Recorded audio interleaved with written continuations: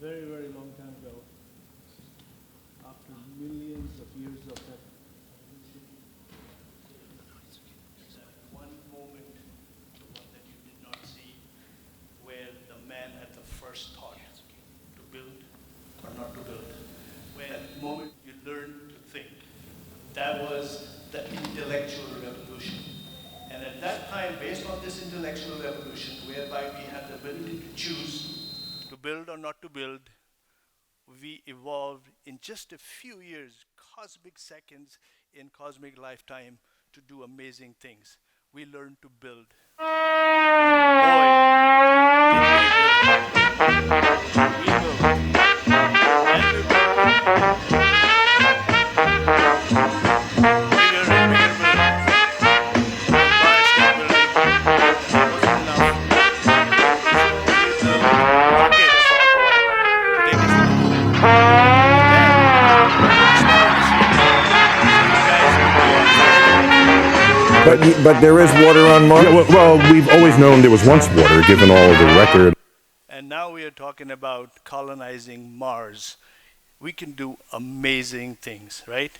And we can build, based on that one little revolution, the ability to choose. But not everything has been great. While we have been able to do great things, we have had some bad hair moments. Here are some. We learned to kill. And boy, did we kill.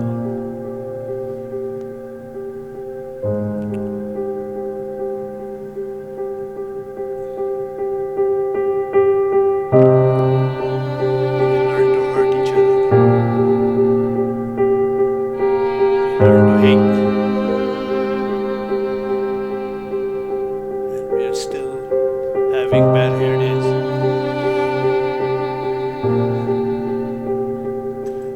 In the process of this, as a result of this revolution that I talked about, here is the score so far. We Americans, we love score. Everything is a game, right? So here's the score. Since the intellectual revolution, we have achieved a whole lot. Yet at the same time, in that process, we have also created many, many problems, especially the pollution leading to the climate issue that you all know about, the terrorism issue that is getting bigger and bigger by the day, the inequality between the rich and the poor. And I talked about that in my last talk, and we talked about some theoretical solutions. Today, specifically, I want to talk about solutions that you, the current generation, can actually apply to solve some of these problems that we face, which are getting bigger and bigger. So, you know I teach math, so I talk about solutions. And in order to find solutions, I often tell my students, you spend too much time on solutions. You need to think about the problem first. If you understand the problem, the solution comes naturally. So we need to understand the problem, and how do we do that? We ask questions, and here are some. First question is, why do we destroy? We have the ability to build, or to construct, or to destruct, but we often choose to destroy. Why? So let's look at how destruction happens. And you're familiar with this scene. You got a cute puppy. Your mom just got brand new furniture. Puppies having fun. Wait till your mom gets home.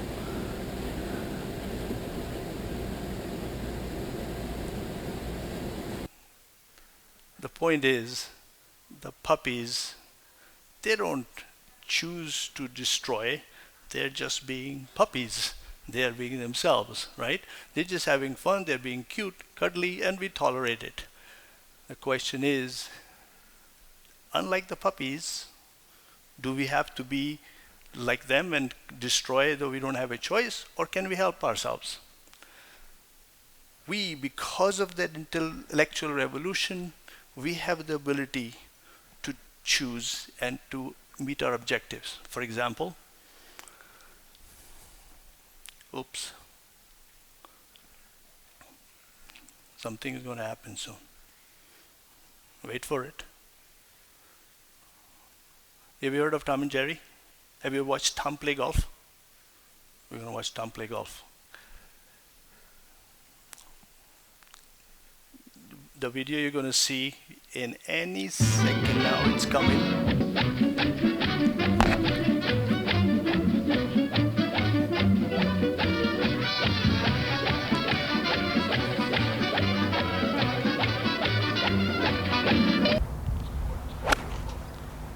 Down the hill into the par 5 18th green. Settle. I don't believe it. The point is, unlike the puppies, they were just acting randomly. They had no choice. In both these cases, both the Toms had a very particular objective. You know how golf is played? It's not like, oh my God, let me just go hit something over there. No, no, no, no, no. We have to have one teeny little ball about this big, and then we have to stand over here, and then half a kilometer away, there is a hole in the ground about this big. And we say, my objective is to get this ball into that hole. That's not tough enough. We say, we have to get this ball into that hole in 4 shots. And if that's not tough enough, we can do the shots without using our hands, no touching the ball. And that's what happens. So sometimes, with a bit of luck, we, human beings, we have the ability to achieve very specific objectives. So the question is, if so, why aren't we doing it? The reason is, the problem is not that we do bad things. None of the people who did bad things that you saw before intended to bad things. They just made bad decisions that led to poor results. I'm sure all of you guys, especially the seniors, you know about bad decision, right? Oh, the IA is due tomorrow. Oh, guy calls you up, party. Maybe, you know what I mean? And sure enough, it leads to bad results. That happens a lot. And we make those bad decisions all the time. It's not that we are doing bad things to have bad results. The intellectual revolution has brought us this far. This is the message that I want you to take with you. It cannot sustain forever, and you can see the world seems to be falling apart because we have milked this intellectual revolution to the hilt. Do you know how it is when you're sometimes in the shower, you didn't realize there was not enough shampoo, and you go and oops, no shampoo? So what do? You don't say, oh, let me go out. Well, some of you might go out with bad, dirty hair. No, some of you innovate. What do? You say, well, there's a little bit of left in this thing here. Let me stick some water in here, shake it up. Some said, oh, look, wash my hair again. That is kind of intellectual innovation. We have the ability to do that, and that's what I want to talk about today. Intellectual innovation, in my opinion, is the salvation for the future. We cannot keep just making decision, bad decision, good decision, and hope everything is going to work out fine, because it certainly don't seem to be working out fine. So what is this intellectual evolution?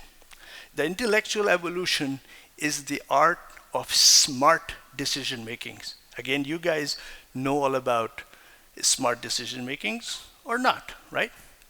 So we want to understand what smart decision making is. So the question is, which you might be asking, what's a smart decision? Let me show you. This is how we make decisions. You might recognize some of you. I want a car.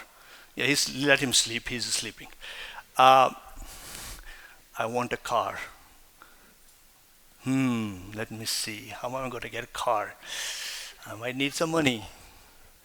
Or I have to do some thinking. Oh boy, decisions. Do I rob a bank? Oh, maybe that's not such a good idea. Maybe work in McDonald's? I don't think so. Too much like hard work, right? Lots of choices. Eventually, we make a choice. The bottom line is somehow we got to get money. So now that objective becomes the goal. And instead of the car, now we are focusing on the money. That pursuit turns into a chase. Everybody is chasing money. Why? Because that leads to satisfying our desires. That's kind of how the scenario works. Now, in a precise kind of a technical terms, this boils down to this decision-making process. This was a scenario. This is a process. Same deal. You start with a desire or a pain. Sometimes you have a pain that you want to get rid of. Sometimes you have a desire you want to satisfy it. So you say, okay, how am I going to satisfy this? Those desires, which is physical in the real world, turns into goals in the intellectual world. Intellectual world is where we do most of our thinking, right? That's what separates us from everything else. When we have goals, those goals become problems, which is why you're here learning all the math in my classes to how to solve problems. How do you solve problems? In order to solve problems, you need information. Once you get the information, that information helps you find lots of different options. Do I go to this college? Do I go to that college? Do I study this? Do I study that? All those options. How do you sort out those options? We have a value system that helps you. It's like a filter. Of all the choices, you put in value system, and value system might be, hey, just like before, if I want to rob a bank, maybe that's not such a good idea. I may end up jail. That keeps you from choosing that option, right? Or if I go to McDonald's, that's too much like hard work. Value system. Hard work is not such a good idea for some people. For some people it is. This value system is the one that helps you eventually finalize a decision. But that's not enough. You can make all the decisions you want. Unless you implement the decision and put it into action, nothing happens. So then you put it into action. Oh yeah, I decide I want to go to college. In order to do that, I have to go pass my IB exam. In order to do that, I have to do an extended essay. So I have to do, that's an action. At some point, either you do or you don't. That action turns into an outcome. Deadline was yesterday. Did you do the AIA? No. So either it matches, your outcome matches what you plan to do, or oops, we have a problem, then you go back and beg and ask your people to give you an extension or whatever, and then you feed back. Hopefully you come back and eventually that action matches your desire and life goes on. This is life in a nutshell. This is how you make smart decisions. So to make decisions, here are the key components. Clarity of the objective. If you don't know what you are trying to solve or what you're trying to achieve, no good. No matter what you do, the result is likely to be a bad thing. But even if you have clear objectives and you get lousy information, if the information is not accurate, it's not reliable, it is not timely, the decision is going to be just as bad. Even if you get the right information, you clarify the objectives, you put it in the wrong filters. Wrong filters being, I want to do Facebook, or wrong filters being, I want to listen to some guy who is a football star and wants me to do something else. Those are the kind of filters that helps you decide. You use the wrong filters, wrong decision again. Once you make the wrong decision, the actions are going to be bad. So the art of smart decision making depends on those 2-3 things. And this is the intellectual innovation that has to occur in order for you to be successful. Like I said before, my generation, we're done. We've done the damage. We leave the mess to you. You clean it up. But at least we are telling you how you might want to do that. You need to focus on intellectual innovation. So I want to tell you, what is this intellectual innovation and what has to be done? You have to create a culture, an environment built on these smart decision principles that I talked to you about. This is where You make the decisions. You decide what needs to be done rather than rely on some other people who tell you what you have to do. Because most of the people, especially some of these leaders, the cult leaders or religious leaders or political leaders, all of those guys, they most likely are not telling you what is best for everybody. They might be telling what is best for them. So you don't want to rely on smart people to make decisions for you. You want to be smart and make the decisions yourself. And that's how you're going to create the new culture of smart culture where you make smart decisions. Now you might say, my God, Joe's gone crazy. This is a big, tall order. How am I going to do this? What are we going to do? Well, actually, the good news is it's not so bad. The culture of smart decision making has actually begun. You saw it when we first started with these Arab Springs. You see all these people where people are saying, all these guys, the dictators, Gaddafi and this and that people, we don't want to listen to them anymore because they are all for themselves. We need to start making decisions ourselves. You see that in Greece, you see that even in Canada, where people are making decisions. So that's one part of this smart culture that is happening. But that is happening at random. You need to do this by design. And you can. So what do you have to do? Like I said, the good news is some of these people have started sowing these seeds of the smart culture already. All you have to do, lucky for you, is to just nurture these seeds and grow it into a plant that is bearing fruit. And I want to show you exactly how you might be able to do it. Your predecessors, the last year's class of my grade 11 HL people that I talked about, they started this thing here already, and some of the people amongst you have already started doing this. Now it's taking shape, and it is up to you if you want to continue this or not. And that is building this new world order. Now, when I talk about the new world order, it isn't like, oh my God, we have to revolutionize the thing, buy guns and start. No. The new world order is actually very gentle and good and productive. The world continues as it is. You're not going to change it just like that. What you're going to be able to do is to create an environment where you make smart decisions so the bad things don't happen. And this is that new world order I explained last time. It consists of these two pieces, the practical world that we live in and the intellectual world where we make decisions. Right now, all of us are making decisions haphazardly, random. There is no cohesiveness. This smart culture is a place where we cohesively make smart decisions collectively for us. So the number one smart decision is the following. I don't have to worry about me. If I worry about me, all I succeed is satisfying myself. If I worry about us and make sure we succeed, then by definition, I succeed as well. Do you understand that? Conversely, if you just succeed by yourself, there is no guarantee that everybody else will succeed, right?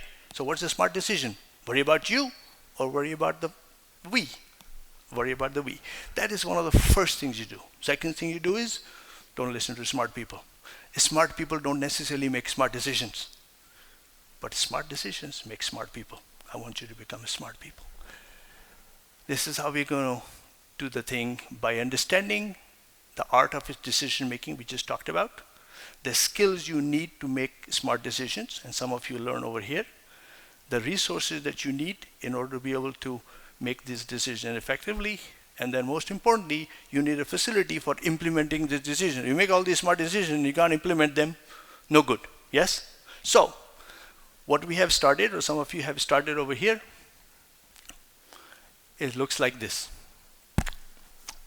We are first focusing on the intellectual part of the piece, where you have an environment, you make smart decision, creating clear objectives. And the objective here is very simple. Do things that are good for everybody, which are constructive, not destructive. That's not very hard to figure out, right? You can figure out what decision is going to be constructive or it's going to be destructive. If it is destructive, niyat, if it is constructive, let's do it. In order to, once you have satisfied those objectives, you need some information. Now, the information that we get most of the time, Google, talk to people, is kind of haphazard. Some of it is accurate, some of it is not accurate. So we need to create a portal, if you like, for what we call globally relevant education and training. No point giving information to people which is not relevant to them. It has to be something that they want to understand. So that is a portal that provides that. Then, once you have the information and you have your objective and you start making decisions, you need some filters. And here there are going to be some filters. So you go to this website, which is not there yet, it will be, where you can get some common sense answers which help you guide what are smart decisions. And then you can make the smart decisions through this mechanism. You have good information, you have clear objectives, you have nice filters, you can make smart decisions. And you can improve all of this as you go along. Once you have made the smart decisions, you need to implement them. And then there is this helpexchange.org. This is a website where the purpose of this website is to provide help to those who need it from the people who don't need it, without any greed, no profit, no nothing, right? And it is being developed. So this is the bridge to global prosperity and your intellectual innovation. This is what that Help Exchange site might look like, and there will be other sites to go with it. So, intellectual innovation for sustainable solutions, not the like we have been doing. What the solution that we have been doing and the politicians do is like by trial and error. Let's try this, see if it works. If it works, that's fine. If it doesn't work, there's no accountability, nothing happens. So, you need to get rid of this trial and error business. You need to utilize smart decision-making procedures like the one we talked about. And like I said, smart people don't make smart decisions. Smart decisions make people. Keys to smart decisions are clarity of objectives, just summarizing here, quality of information, composition of the filter, and the secret to success is efficient implementation of smart decision. None of these things by themselves is enough. It has to be a total package. This is your legacy. Should you choose to leave it behind. And you, amongst all the 7 billion people in the world, are in a unique position to be able to take this and do something with it, if you so choose. Your legacy is to build this new world order, a manifestation of this intellectual innovation. This is what you can do. I hope you do it. Thank you.